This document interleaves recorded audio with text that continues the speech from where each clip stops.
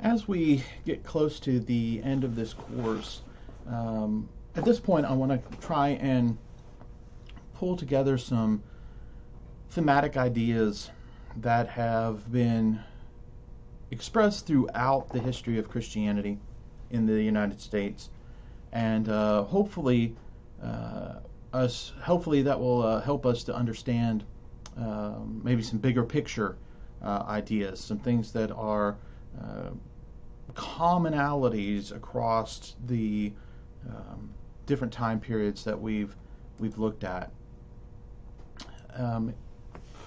As we think about the history of American Christianity, or just American history, or even just global history, any type of history in general, there are a couple of general concepts that are important for us, I think, to include and think about when we're talking about themes. And one of those is this idea of continuity and change. This idea of continuity and change comes from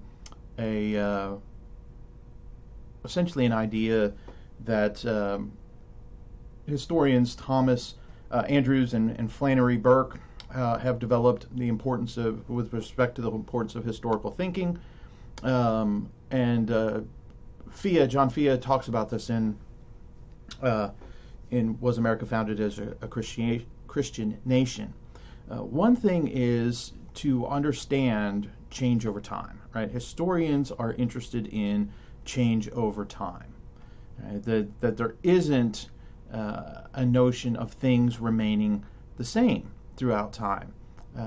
So we shouldn't necessarily expect that.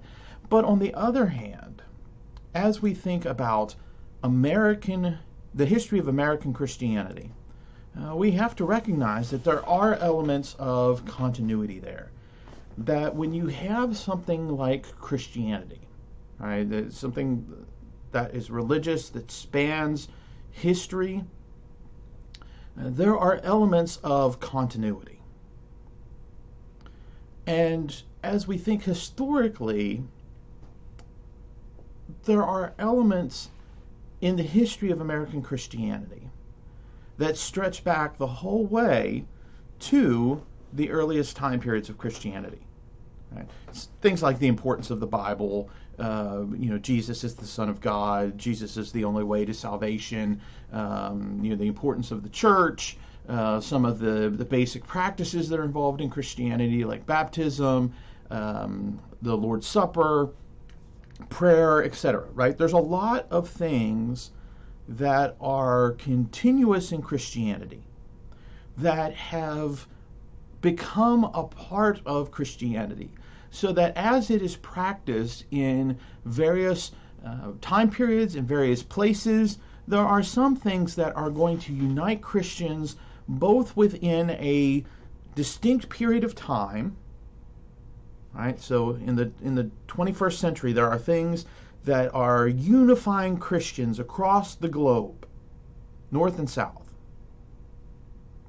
and that also unite them to the past, right? All the previous centuries up to this point. So there's continuity.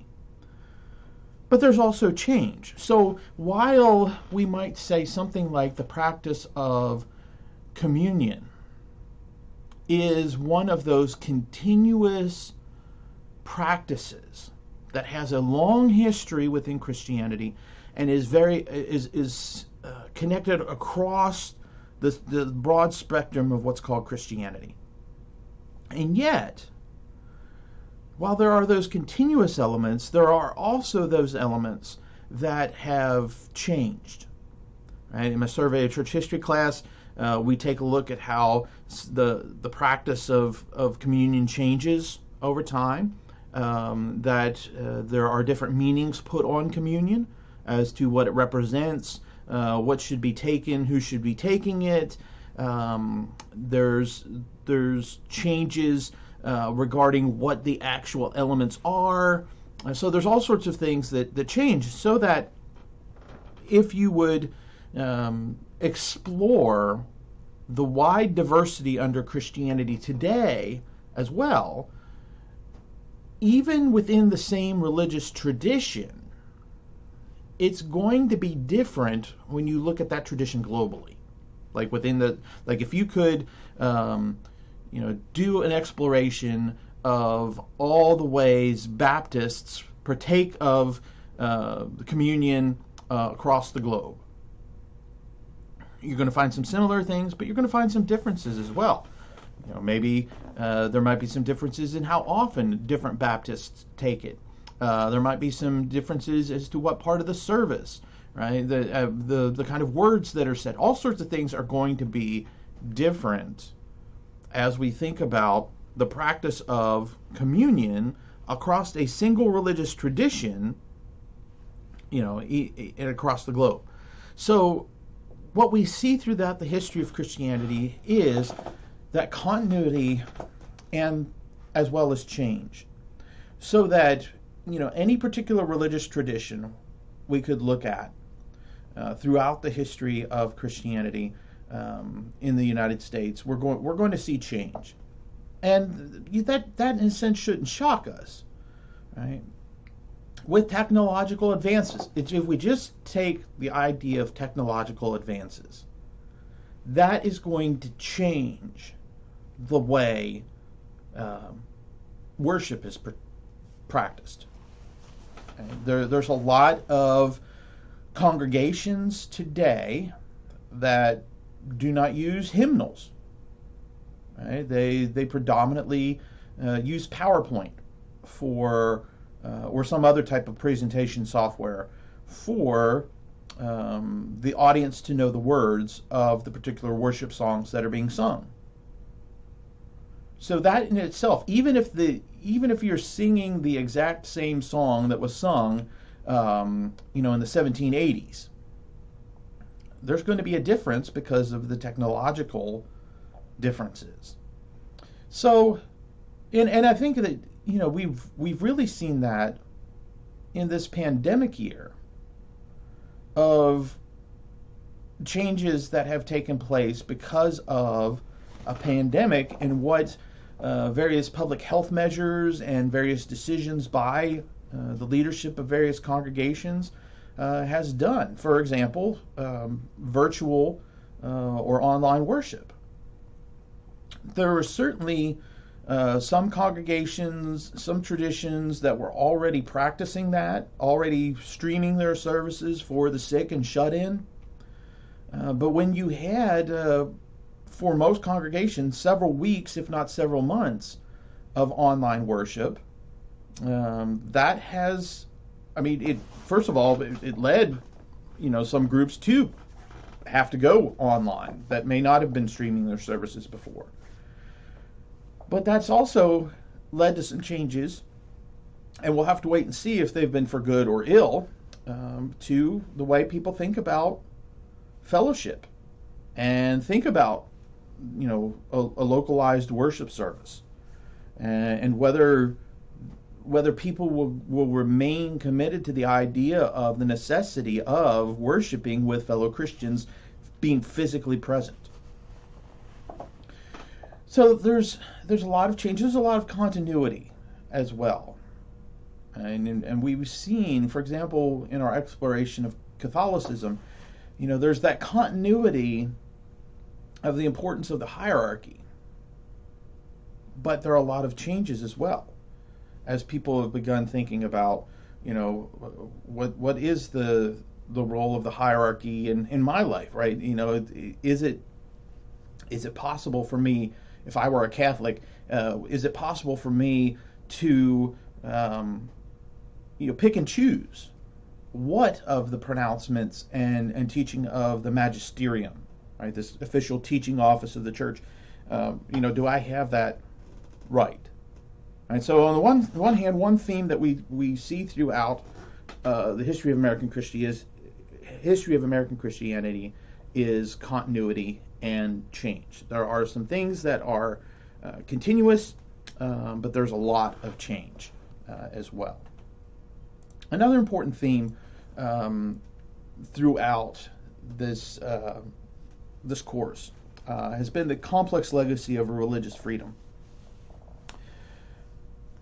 let me state that I am grateful.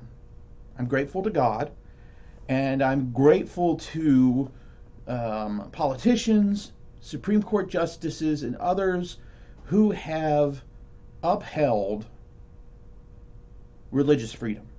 That I have the freedom to practice as I believe is correct.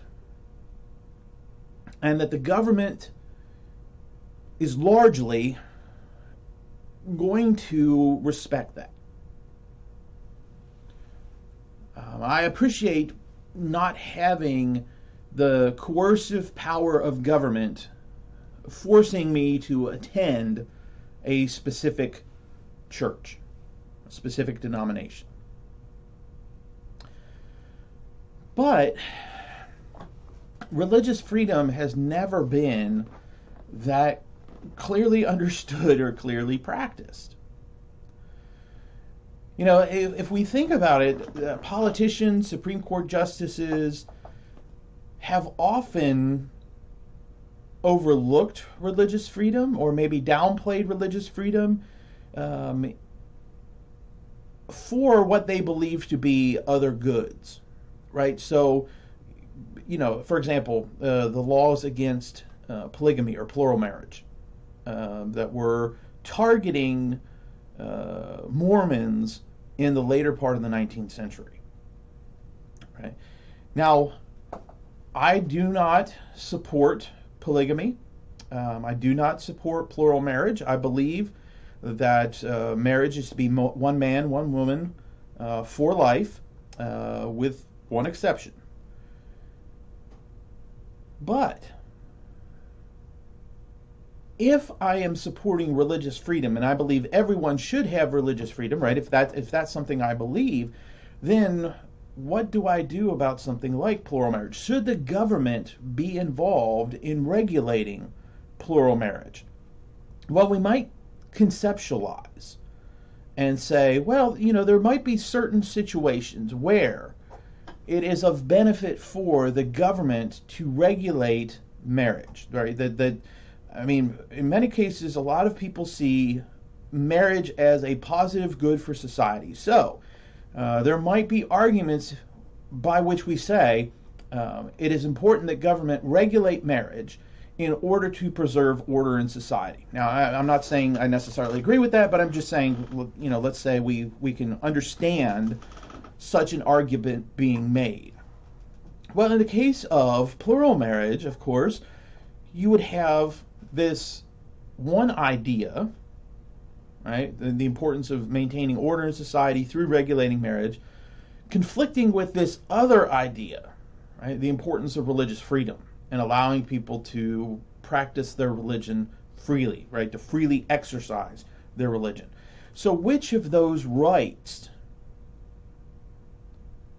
or which of those ideas is more important, right? Is it more important that people are allowed to freely exercise their religion, or is it more important that people experience social order? Right? Now, again, that idea of marriage leading to social order, that's I'm not saying that is an absolute truth, but I'm saying if you hold that idea, right, you have to make this determination of, you know, should this idea, right, that this is a positive good, overrule someone's religious practice. And that's just focusing on things related to Christianity, right? There have been cases related to, for example, the practice of Native American religions. And what rights do Native Americans have in, let's say, ingesting peyote, which is a controlled substance, but has been a part of Native practices for a very long time, right? And so if there was a case, you know, back in the 1990s related to drug testing, and somebody who had taken peyote had tested positive, right? But they had taken it religiously, not recreationally. So, you know, there's this complex legacy to religious freedom where Supreme Court justices have often been divided, with some people, some justices believing that religious freedom is it should be an unrestricted right, where others believe that there should be some restrictions on religious freedom, and beyond something like, right, that your religious freedom should not harm someone else, right? So yeah, we're going to have laws against human sacrifices, right? Because that right of religious freedom impinges upon the safety of someone else. But if it's not dealing with someone else's safety, right, how far can we allow religious freedom? But then there's also the complicated issue of being a Christian, and what kind of religious freedom can I support as a Christian? Should I support unrestricted religious freedom for everyone? Right? Jew, Muslim, Hindu, Native American, African traditional religions, and the list goes on and on. Should I, as a Christian who believes Jesus is the only way to God, should I completely support religious freedom? And so we've seen throughout this course, and yes, especially in the section on Christianity in the courts, where some of the questions surrounding religious freedom are rather complex, and both Christians and politicians, as well as Supreme Court justices, have not always lived up to those ideals that were established in the Bill of Rights. Additionally, there is, the ways in which we see today a complex legacy, or a complex understanding of religious freedom. That as more individuals get rights based on their, or not so much rights, but protections based on their sexual identity or gender orientation, what will that do to certain religious groups and their teachings related to sexuality, related to marriage? Again, if there is a continued expansion of some of the definitions of sex and discrimination when it comes to Title VII, what will that do, or what kind of impact will that have on religious organizations that refuse to, let's say a religious school that refuses to admit or refuses to recognize same-sex marriage? Right? Will there be a time in which those concerns about the protections of rights will trump the concerns about religious freedom? So that, we have a rather complex history of religious freedom in the United States that only continues to be complicated. Another theme that we have seen throughout the history of Christianity is the continuing impact of race on a variety of different elements of Christianity. There is today a widespread rejection of critical race theory, and there has been a lot of complaint in various areas, religious and not, against critical race theory. Well, in many cases, those complaints never really talk about what critical race theory is. They brand critical race theory as Marxist, and to some extent there are some elements of it that are Marxist. But there are other elements, I think, that are useful for us in seeing some important things about American culture and the history of Christianity.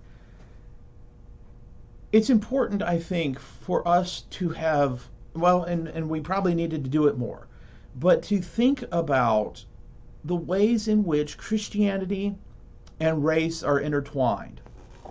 Now, to some extent, that could be kind of an exploration of the varied histories and experiences of black Christians versus white Christians, for example.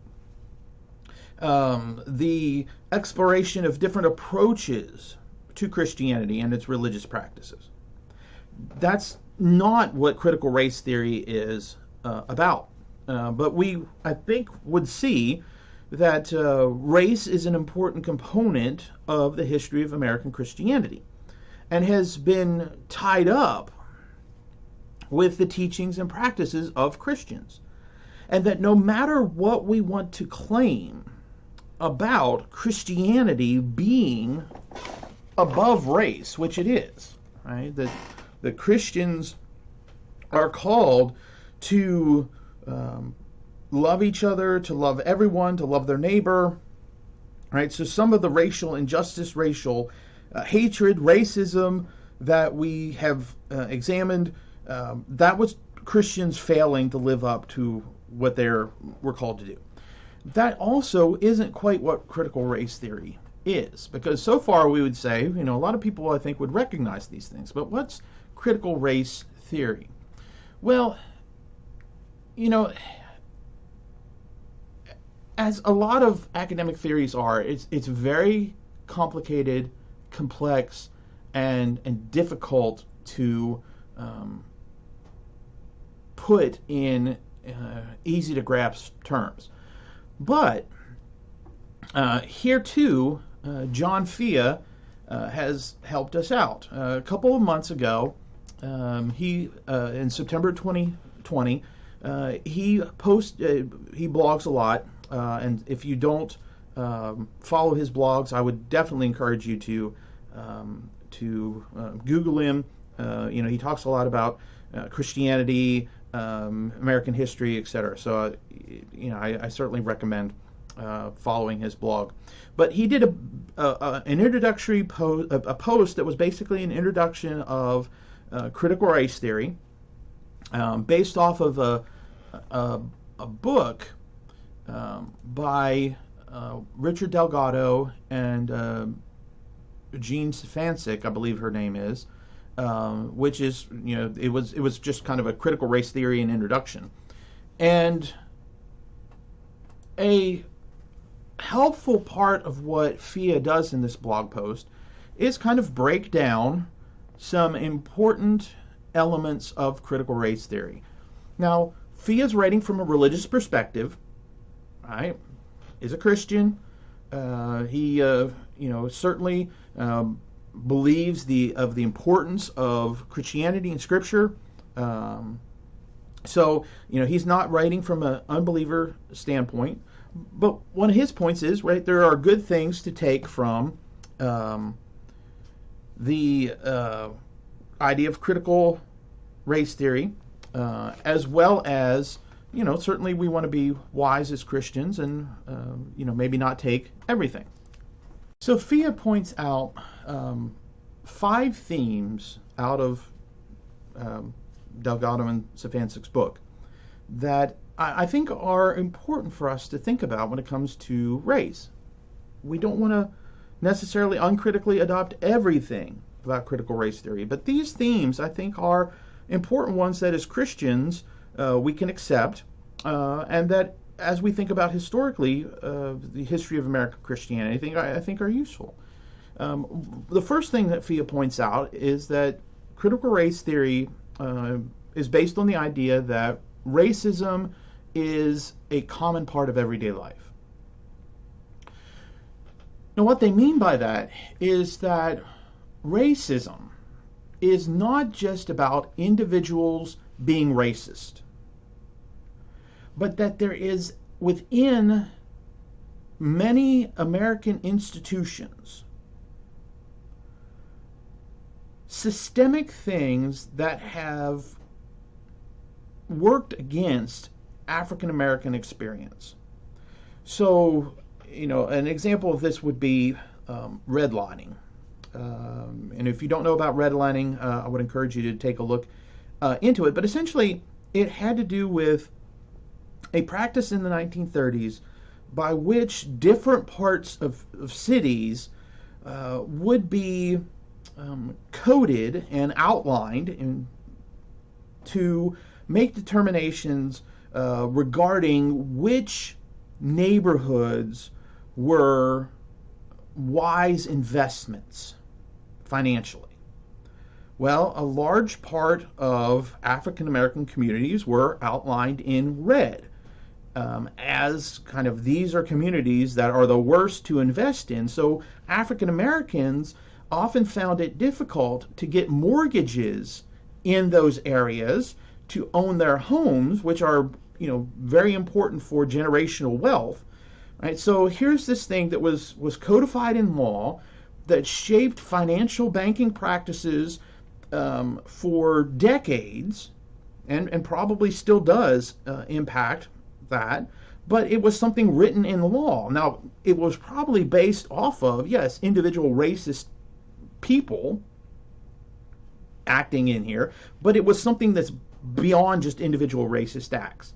Same kind of thing with restrictive covenants, where neighborhoods would develop and have in deeds and in other legal types of documents restrictions of Native Americans, African Americans moving into those places, right? So it's not just, yes, there's kind of a racist group of individuals behind it, but it gets stuck in law and then kind of perpetuates itself, right? So it's not just about racism being individual racists, but it's about how those kind of things get stuck into law, and there's kind of this systemic discrimination that has become a part. And so that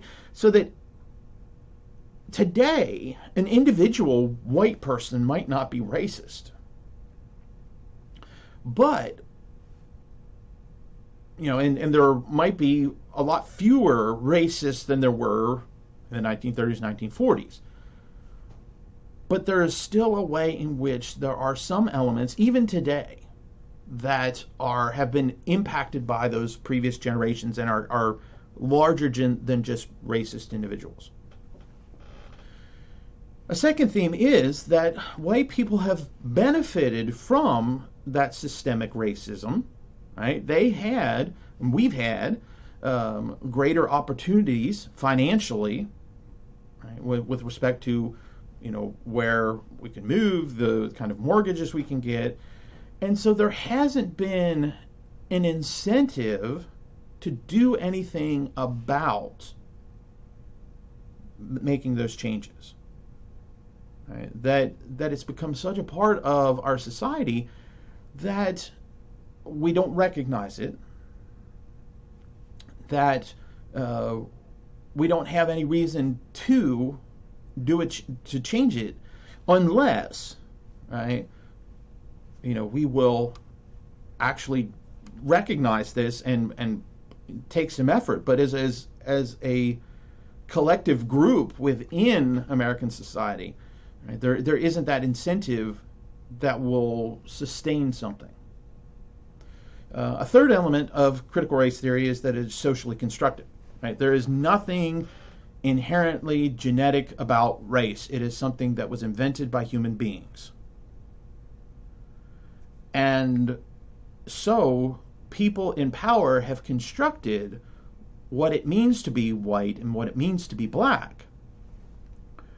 So that, for example, in certain times in American history, predominantly in the South, if you had 1/8, right, if we could say, you go back to your, what would that be? I guess your great-grandparents. Out of your 8 great-grandparents, one of them was black and the rest were white, you were still considered to be black. Right? And so, this is a social construction, right? And this is something that was then perpetuated in culture. A fourth element of critical race theory is that people don't have a single, and well, let me use their words. No person has a single, easily stated, unitary identity, right? I'm white, I'm male, I'm a Christian, I'm upper middle class, so we don't have a unified identity. There are different elements to us, and those different elements affect, right, different. And so, there should be a unification there, but I might act against that. So, right, as a Christian, I should act one way, but as an American, I may have adopted certain things that are not necessarily Christian, and so I work against that other identity, right? So there's this element of what's called intersectionality that has to do with the ways different identities intersect in my life. Now, understanding that doesn't justify any of those, necessarily any of those identities. In the sense of, I might say, right, my identity is such and such, and whatever that particular identity is against Scripture. Well, that doesn't mean we should say all identities are ethically right. Right? But we as Christians, we should be shaping our identity in Scripture so that we say, okay, so I'm American, upper middle class. What does Scripture tell me how I should be, right? In that context? But that's an important element, is that we have these different components to our identity, and that would include race. And then the final theme that Fia points out is that there are things that black people, and then also Asians, Hispanics, others, that people of Asian descent, people of Hispanic descent, could tell us that we would be unlikely to know.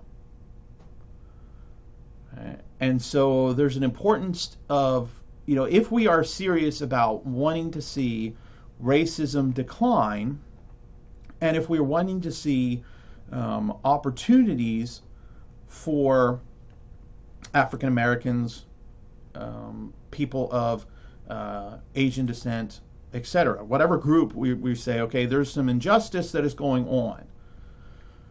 What do we do about it? Well, a big part of critical race theory says, well, you need to pay attention to the stories, right? And so for those of us that are white, we need to listen to what African Americans are saying, what Asians are saying, what Latinos are saying.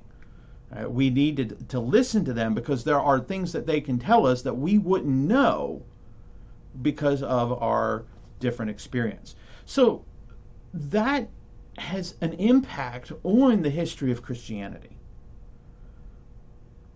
And there have been ways in which Christians, yes, have stood against racism, both black and white, and people of other ethnicities have stood against racism from a Christian perspective. But there are other situations in which Christians have enabled racism to perpetuate. Now, that I don't say that to say, we don't critically think about any sort of narratives that we're told, or critically think about what were the messages we get from the media and from politicians, etc. We need to do all that, but we need to recognize as well, as Christians in the United States, the lingering impact of racism that is still very much a part of the experience of all Americans, but there's still the continuing impact of, especially for African Americans in the United States, there's still that impact of slavery. Right? Even though slavery is legally, officially ended, there is still that continued impact. Another element of, or another theme within Christianity in the United States has been the prevailing power of fear.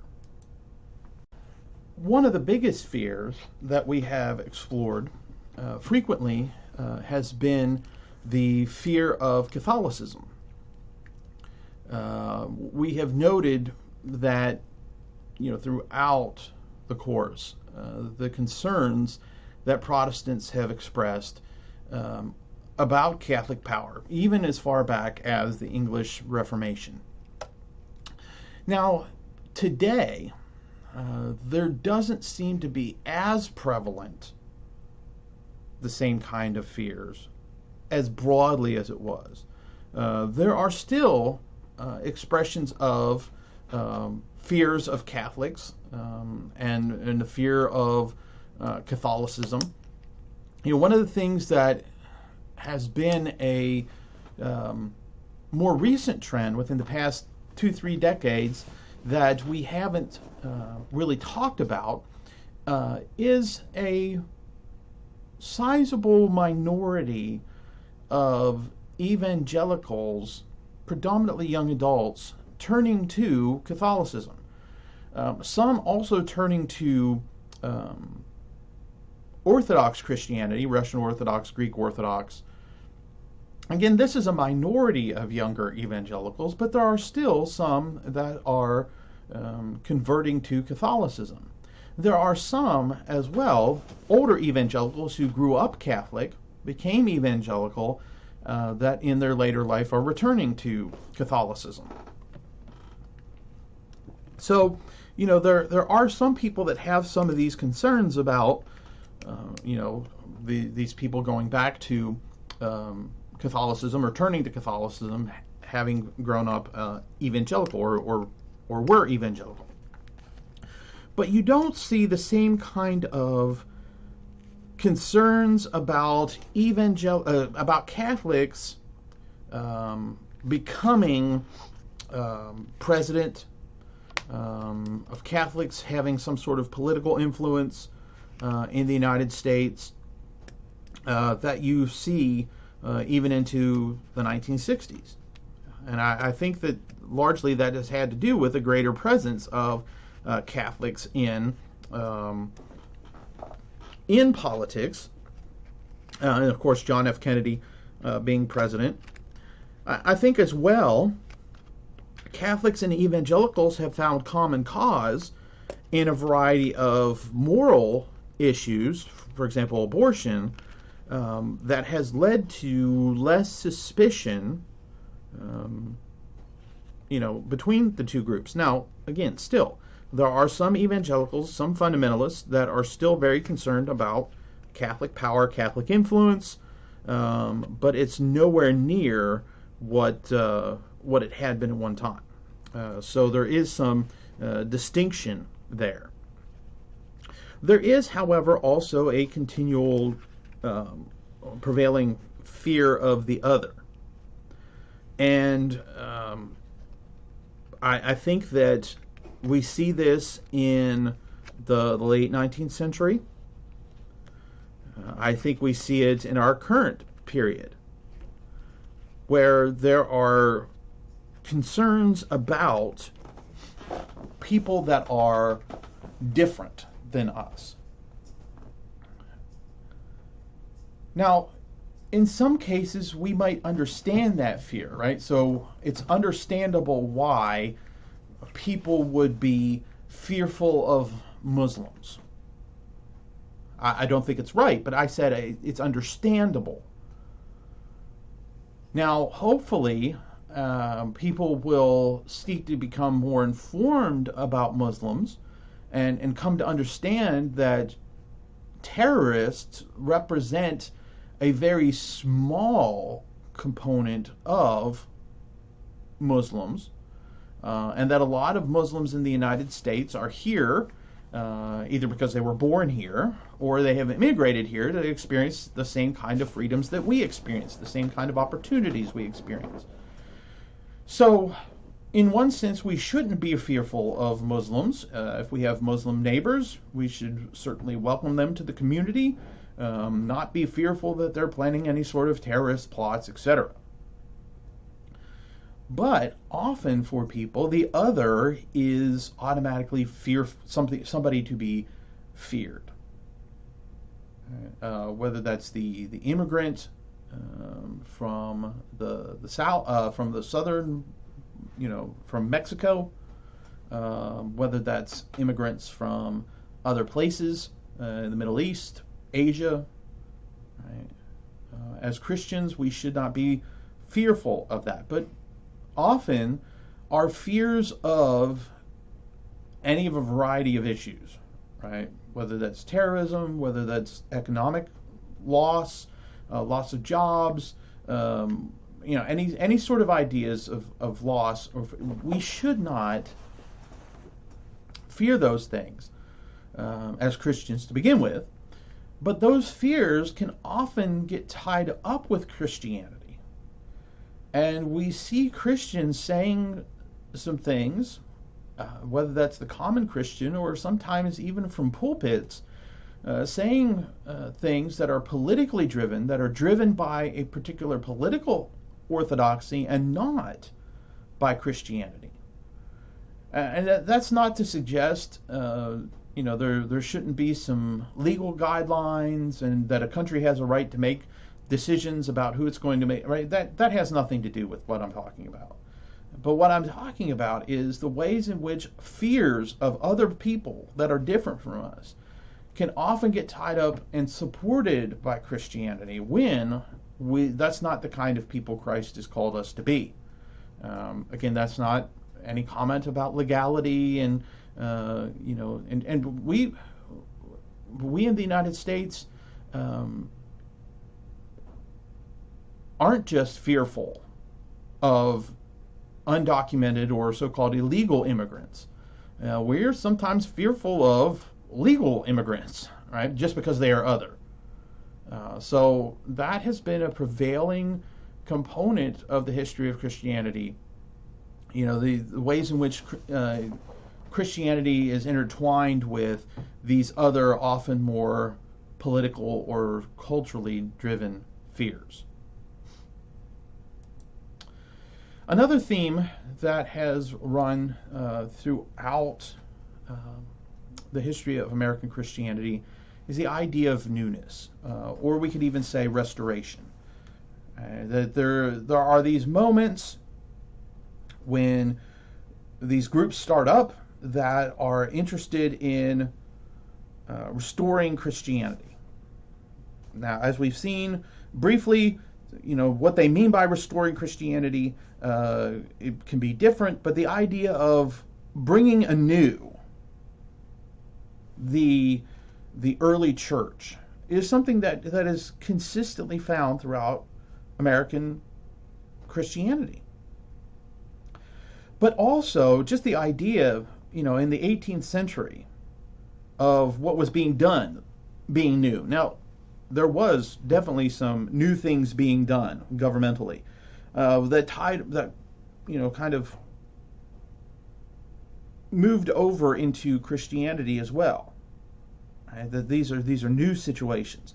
Right? So this idea of new opportunities, of renewing Christianity, restoring Christianity, bringing something new about through Christian endeavors. Even the idea of the millennial kingdom, right? This new, right? The new heavens, new earth kind of concept. Right? So newness is something that has found expression in various ways throughout the history of American Christianity, and is a really fascinating, I think, ways in which Christians have approached the practice of Christianity, especially in the United States. It's not that it's absent in other places, but it has been very, very prominent in the United States as people have attempted to make sense of, all right, who are we as Christians in this country, this new country, for example, even though at this point, right, we're several hundred years old. One element where that newness was expressly evident is the ways in which church and state have been reconceptualized in the United States, that set the stage for other countries to reconceptualize those ideas. Now, certainly,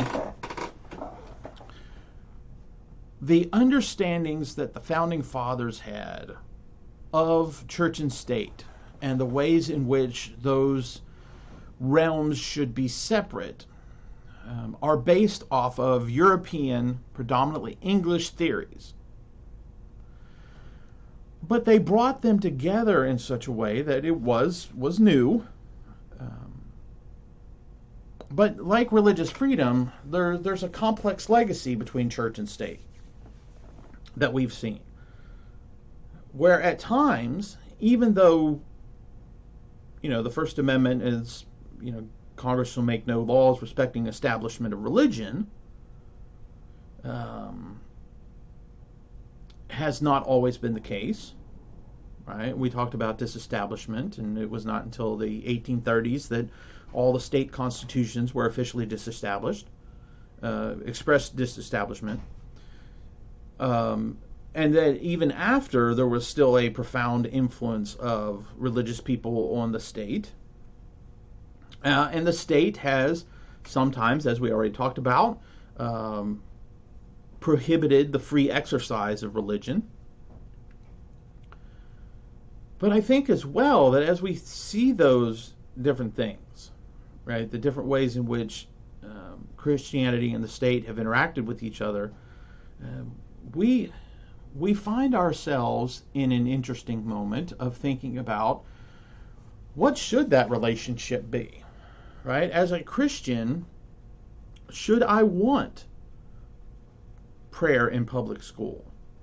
Should I want religious instruction in public schools? Should I want, as a Christian, tax-exempt status for churches? Again, probably our gut reaction to a lot of these things would be, yes, I want that. But when we start working through the consequences, okay, well, let's say prayer in public schools, do we just restrict it to Christian prayer or a specific group within Christianity? And what if that group that's chosen is not the group that I belong to? What about if, say someplace like New York, where there's a heavy Jewish population, and here I am as a Christian sending my child to public school, and they've decided it's only going to be Jewish prayers, or a high Muslim population, and so it's only going to be Islamic prayers, and here I am as a Christian parent sending my child to public school, right? Let alone, so when we start exploring these kind of things, we recognize that it's a complicated issue to try and intertwine these two. But in many respects, they're going to be intertwined because the United States is a heavily religious country. And a lot of those people are Christian of one stripe or the other. But even those that aren't, there are still a lot of people that are religious in this country. And so, there's going to be some sort of interaction. The state is not going to be able to be totally divorced from religion, because religious people are going to become, legislators, senators, presidents, etc., governors. Right? So church and state is going to be intertwined, and I think that we kind of see the ways in which that has worked. Another important theme, I think, that we have seen And again, I don't say this to say that the centrality of American Christianity is evangelicalism. I don't say that. I think evangelicalism has been historically very important in American Christianity and has had a very important impact on the history of the United States. But I don't want to kind of suggest that it's the central theme. But one of the things that we have seen throughout this course has been the ways in which evangelicalism has risen, kind of retreated, and then risen again.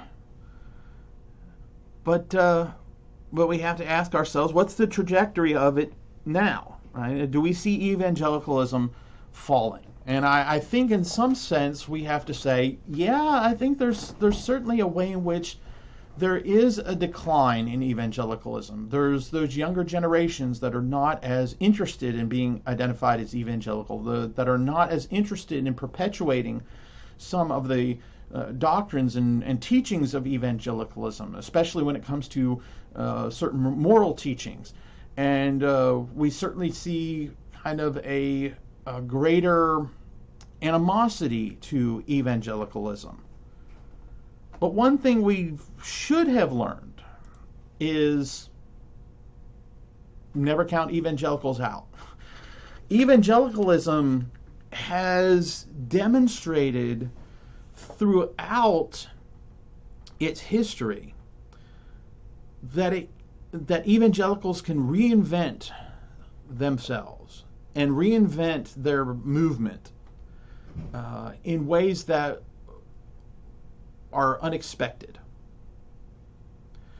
Now, there are evangelicals today that both scholars and common people in the pew, ministers, many of them, saying that evangelical as a term is something that has lost its meaning. It needs to be eliminated. Often those people are dissatisfied about the ways that evangelicalism has been tied up with a particular political persuasion and a particular political party. They're kind of dissatisfied with what some evangelicals have turned their religion into, a very politicized form of Christianity. And so that's part of the reason why they want to find some other term to describe what they believe, because of the political aspect. But in many respects,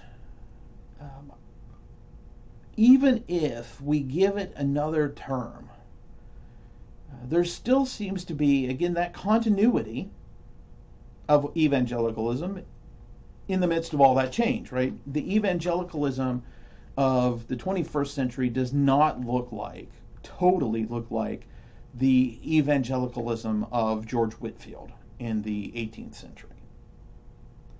So again, there's that change, there's that continuity, but there is still an innovative nature to evangelicalism that has been expressed frequently, that has allowed evangelicals to renew, revise, and move forward.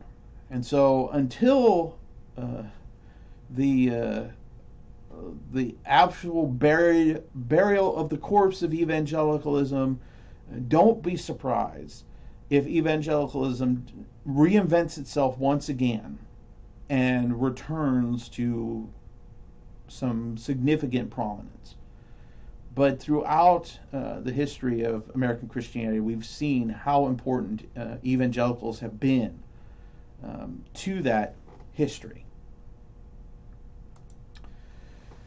The last thing to consider is something we've kind of touched on in all of these points up to now, is the ways in which Christianity has been tied into all of these things. Christianity gets intertwined with politics, with race, with economics, with popular culture, any type of human production we can talk about, human institution, Christianity has gotten intertwined with it. Sometimes being intertwined has led to positive outcomes. That by having Christians involved in this, we have seen great things take place. And then other times, Christianity has gotten intertwined with some things and has led to a poor outcome for Christianity. I think of, for example, the ways in which Christianity was intertwined with the slave state in the South, and the justification that Christians gave for holding people in bondage was detrimental to Christianity. That it was essentially used to justify, that Christians justified holding people in bondage, violently abusing them,